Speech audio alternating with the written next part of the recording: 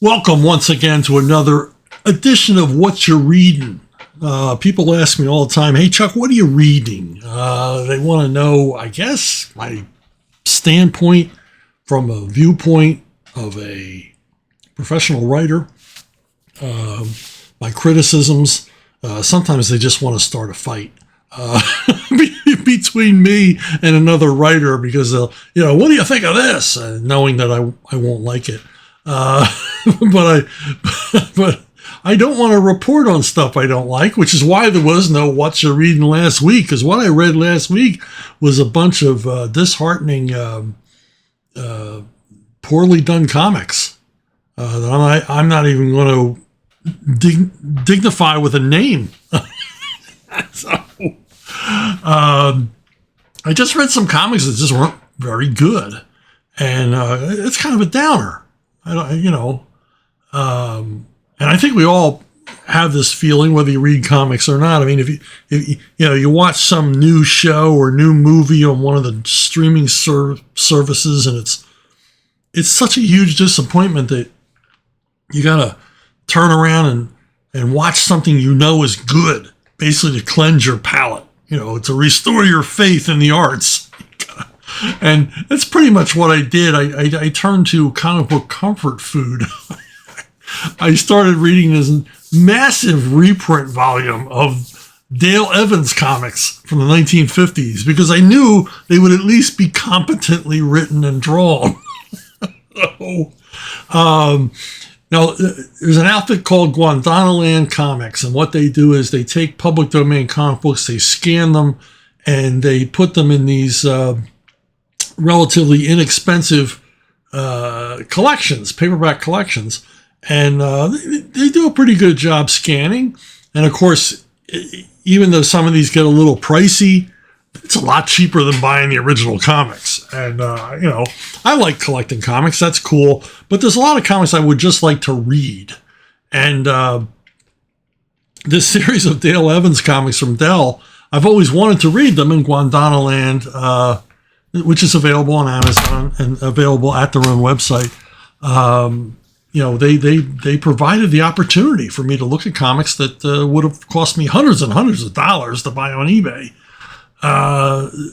And my main reason for wanting to read a series of Dale Evans comics is because Russ Manning was often the regular artist on this title. And I really like Russ Manning's work. If you're not familiar with Russ Manning, most comic book fans know about Magnus Robot Fighter, a comic book from Gold Key in the 60s, which was the brainchild of Russ Manning, who for a long time was a workhorse artist at Dell. And I always liked his fine line. He was also famous for his run of Tarzan comic books, as well as a long run on the daily and Sunday Tarzan comic strips.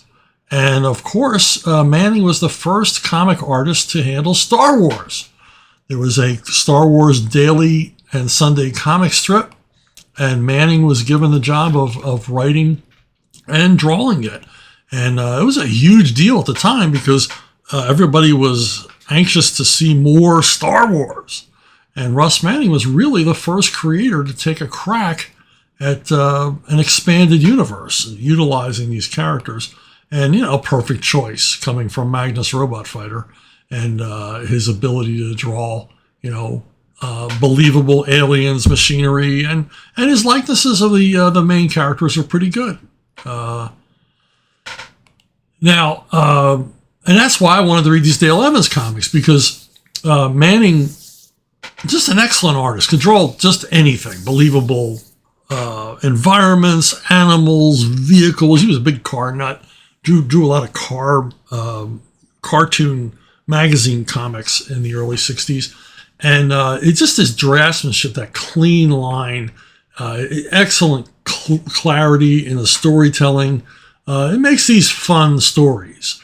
But the fun kind of wears off because they're rather formulaic. I think they were written by Paul S. Newman. They may have been written by Gaylord Dubois. I'm not sure. Those were the two main writers at Dell. and things get a little repetitive. For some reason in these stories, Roy Rogers is always absent. He's always away somewhere. he's off to a rodeo or touring Europe. He's left Dale behind, and Dale runs a cafe with Pat Brady, who was their TV sidekick in the 50s when they had a television show. And they run this cafe in this small town in Texas that for some reason is like the nexus of violent crime in the state. Because Dale, even though she runs a little pokey little cafe in a pokey little one-horse town, she's running into bank robbers and kidnappers and counterfeiters and all kinds of nefarious criminals, which of course she thwarts without the help from any law enforcement whatsoever. The law enforcement kind of shows up at the end when Dale's already done all the heavy lifting. so the stories get a little repetitive. That may be something the licensor insisted on. Keep these stories within this kind of framework. Keep showing the cafe. Keep showing the Nellie Bell, the Jeep. Keep showing Buttermilk, her horse, because these are all merchandising things. Roy Rogers merch was huge in the 50s.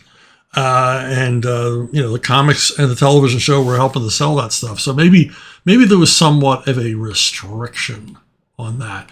Now, not creatively restricted at all was Leonard Starr.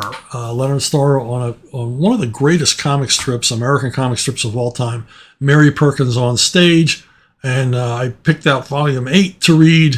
Ran from May 1966 till November 1967. If you're not familiar with this strip, it's unapologetically a soap opera strip. But it's so well crafted and so gorgeously drawn. Leonard Starr was another guy like Russ Manning, just a tremendous draftsman. Excellent storyteller. Had a great, as you can see here, a great feel for anatomy, panel dynamics. His characters seemed alive, a full range of facial expressions and all the rest of it.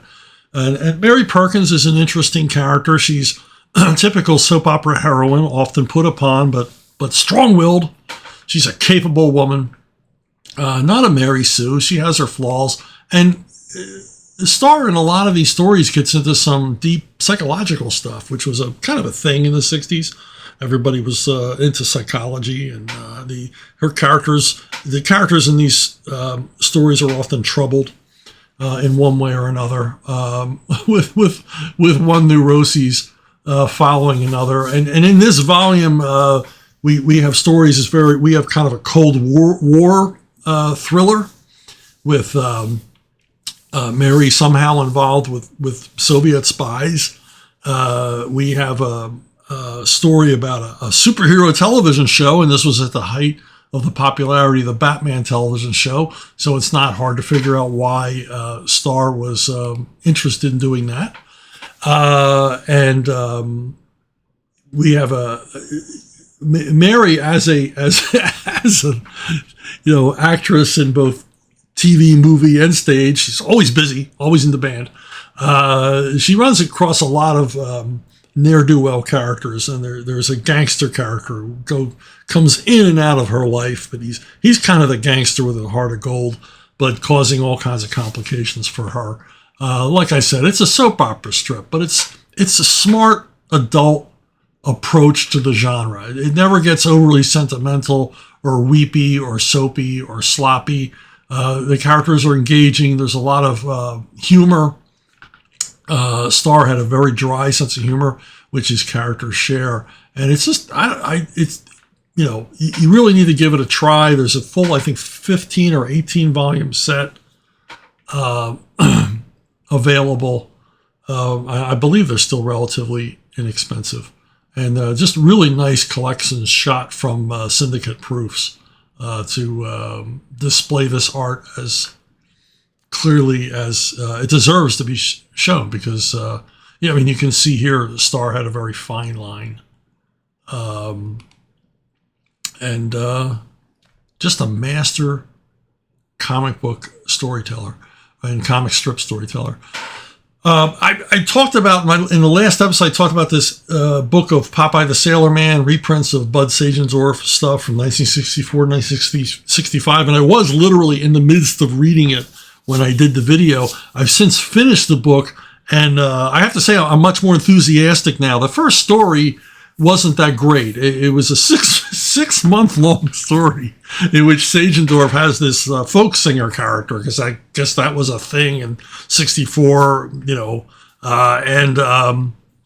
he has this folk singer, and the story seems to go on a little bit too long, but the later stories in the book are really funny and really far more engaging, more briskly told. They don't take half a year to get from the from the beginning to the end, and they don't meander. They've got more solid, and they're more like a Seeger story, and more of the level of absurdity that we look forward to in a classic Popeye story. So I even more strongly recommend this collection if you've ever been curious about Sajendorf's newspaper strip run on Popeye the Sailor Man. If you want to get a hold of me, you want to maybe suggest something for me to read, or have a comment on one of these things, or defend something I didn't like, or say you're full of crap, that thing you really love is stupid, contact me at brunobookstore@gmail.com. brunobookstore@gmail.com. It's the most reliable way to reach me. And that's it for this week. I'll be back next week with more of what I've been reading. See you down the road.